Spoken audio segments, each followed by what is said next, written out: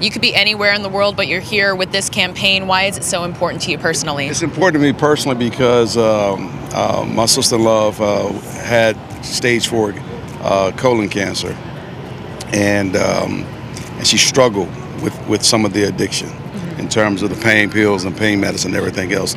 So we had a couple episodes with her. And so that right there made a significant impact on me as well.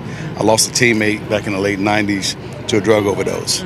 And just recently, one of my good friends, former NFL player, Hall of Famer guy, lost his son to a drug overdose. So beyond drug overdoses and so forth, you just see celebrities and others losing their lives to fentanyl and other things, all because of overdoses. And so when this opportunity came to me, it was a pretty easy decision to jump on board. Absolutely.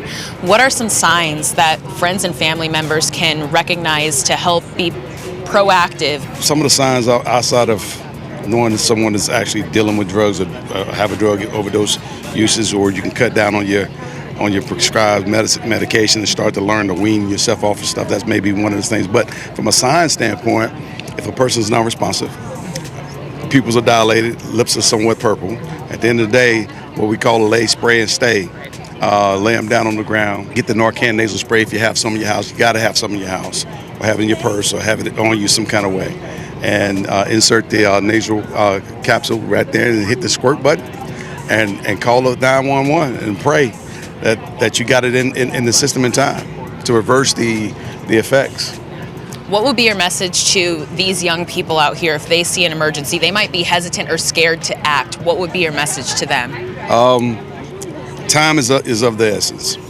If you see someone non-responsive, try to figure out what's going on. And if you happen to have Narcan nasal spray on you, don't hesitate to use it because it's not going to hurt the individual. And make sure you call 911. I mean, that's the first thing we should be doing is calling 911 anyway. But at some point, you got to figure out what's going on, whether the person is not breathing, whatever the person may be dealing with. Just try to figure out what's going on and get some help as soon as possible. Have to get some football questions in with you here. ASU's opened up Big 12 play here at home.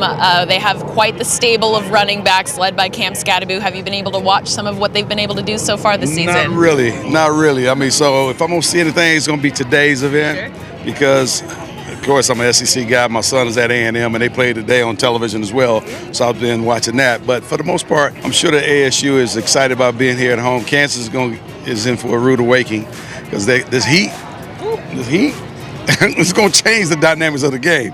But ASU is probably well prepared for it, so they should have a good game today. And the Cardinals, of course, trying to get back in the win column. What do you see from that group, especially Marvin Harrison Jr. in his rookie season? Well, him and Kyler Murray, they got to connect more, and they got to give the guys time to get back there and get through his reads and make sure that the ball is delivered to the right person on time. And that's what Kyler Murray does. I mean, he's a Texas kid too, so rooting for the Cardinals, always. Yeah. And Jonathan Gannon, how's he doing in his second season so far and changing the culture here in Arizona? You know what? It takes some time for people to get adjusted, but the quicker everyone gets on board and buy into the system and start having success in the system, the faster the organization can recover and start going in the right direction.